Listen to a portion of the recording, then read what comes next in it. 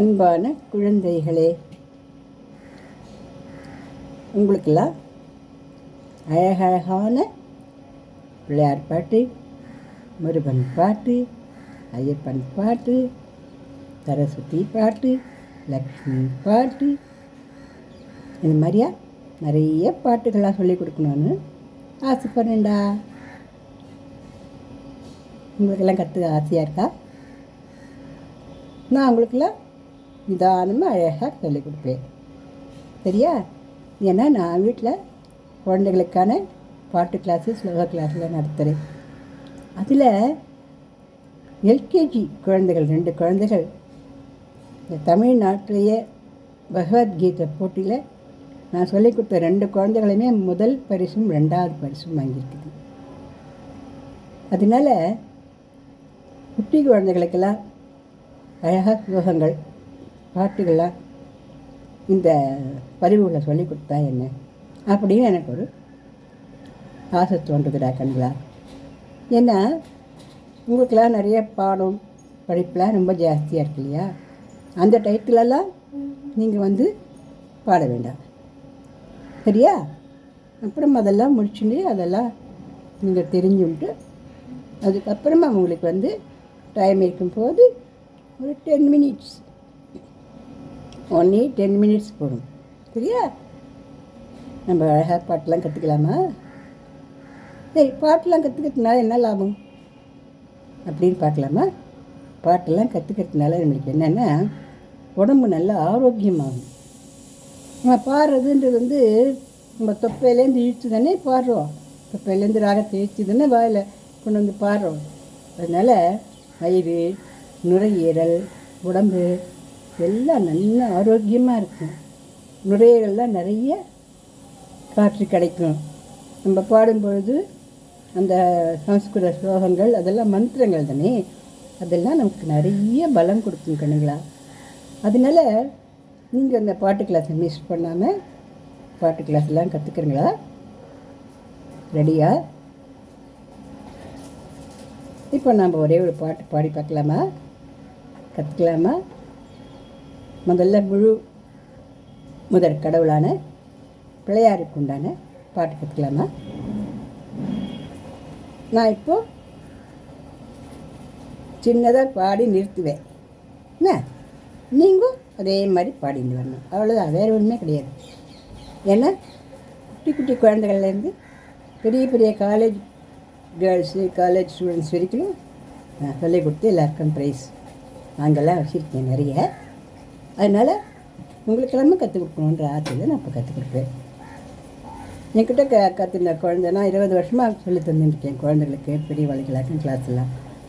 அதில் அந்த ஒரு குழந்தை எல்கேஜிலேருந்து எங்கிட்ட கற்றுன குழந்தை இப்போ காலேஜில் நல்லா படிக்கிறா. அவன் அக்ரிகல்ச்சரோ நம்ம படிக்கிறா. அவன் அக்ரிகல்ச்சர் எடுத்து படிக்கிறாள். அவள் 3rd இயர் படிக்கிறாள். அவள் திடீர்னு ஃபோன் பண்ணி எங்கள் காலேஜில் இந்த சந்தர்ப்பத்துக்கு பாடக்கூடிய பாட்டு என்ன அப்படின்னு கேட்டு எனக்கு ஒரு காடோடைய பாட்டு எனக்கு ஃபோன்லேயே சொல்லுங்கள், நான் எழுதிக்கிறேன், உங்கள்கிட்ட முன்ன கற்றுனேன், எனக்கு மறந்து போச்சு அப்படின்னு சொல்லி எழுதி பாடி அந்த காலேஜ்லேயே ஃபஸ்ட்டு ப்ரைஸ் வாங்கியிருக்கேன் அப்படிங்கிறது தெரிவிச்சிருக்கேன். இதெல்லாம் கேட்கச்சேர இருக்குது, ரொம்ப ரொம்ப சந்தோஷமாக இருக்குது. அதனால் நீங்களும் அந்த மாதிரி பாட்டுக்கெல்லாம் கற்றுனாக்கா சந்தோஷமாக இருக்கும் உங்களுக்கு, சரியா? இப்போ பாடலாமா? வேய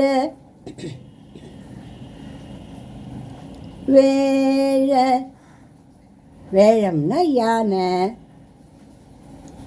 யானை முகத்தோட யார் இருப்பா தெரியுமா? உங்களுக்கெல்லாம் தெரியுமே, பிள்ளையாரப்பா. வேழ முகவா,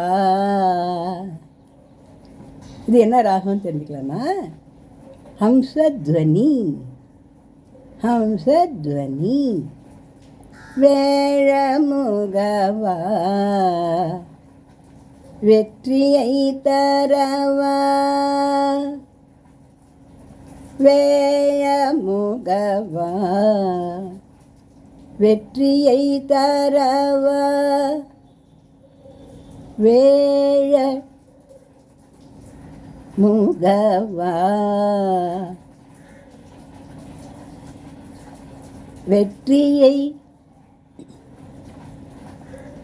தரவா வினை அணுகாமல் வினை அணுகாமல் என்னை தினம் காக்கவா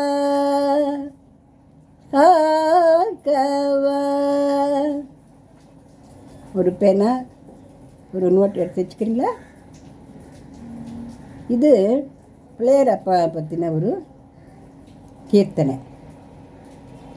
கீர்த்தனைக்கெல்லாம் என்ன இருக்குன்னா, பல்லவி அப்படின்னு முதல்ல 2 லைன் இருக்கும், அனுப்பல்லவின்னு அடுத்த 2 லைன் 4 லைன் இருக்கும்.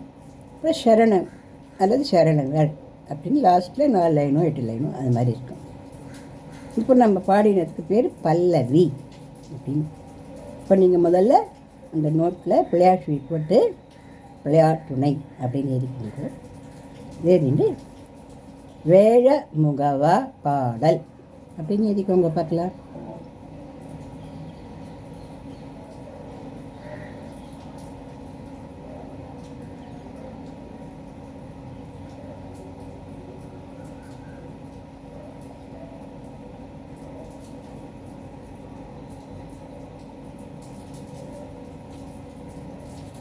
எழுதுனுங்களா? வேழ முகவா வேழ முகவா வேழ முகவா. அடுத்த லைன் வெற்றியை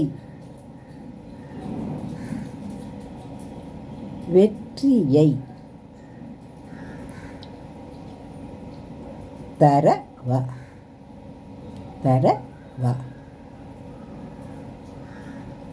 வேழ முகவா. எழுதினீங்களா?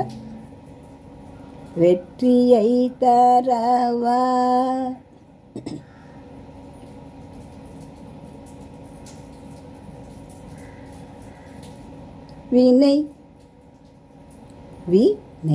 வினை அணுகாமல்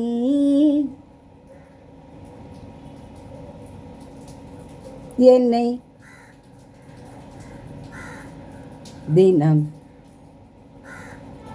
காக்கவா. எழுதிட்டீங்களா செல்ல குட்டிங்களா? எழுதிட்டீங்களா? ஃபாஸ்ட்டாக சொல்கிறேன்னா மெதுவாக சொல்லட்டுமா? வேழ முகவா வெற்றியை தரவா வினை அணுகாமல் என்னை தினம் காக்க வா. வேழ முகவா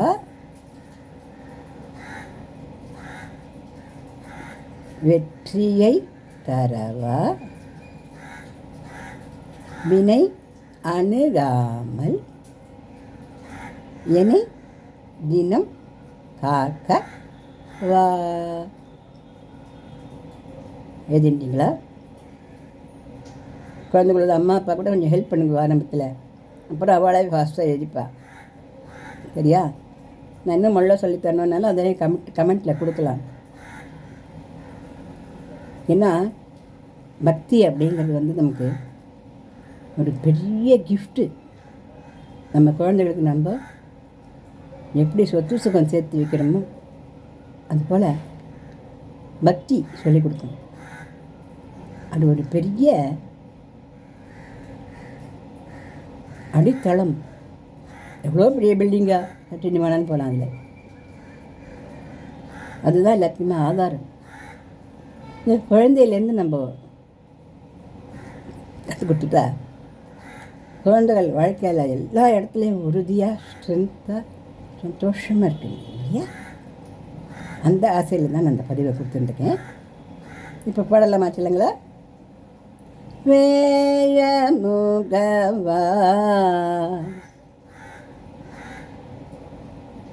வெற்றியை தரவா வேழ முகவா வெற்றியை தரவா வினை அணுகாமல் வினை அணுகாமல் என்னை தினம் காக்கவா என்னை தினம் காக்கவா. ஆதித்தாளம். ஆதித்தாளம்னா வேறு ஒன்றும் இல்லை. இந்த மாதிரி ஒரு வாட்டி தட்டி 1 2 3 இப்படி தட்டி திருப்பி தட்டி திருப்பி அவ்வளோதான். பாடிண்டே நம்ம தாளம் போட்டவனுக்கு நமக்கு வந்துடும். வேழமுகவா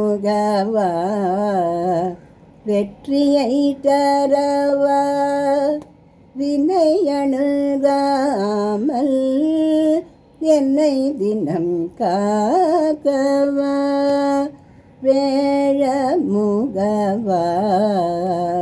வெற்றியை தரவா வினை அணுகாமல் என்னை தினம் காக்கவா. அடுத்த வகுப்பில் பார்க்கலாமா? பாடலாமா?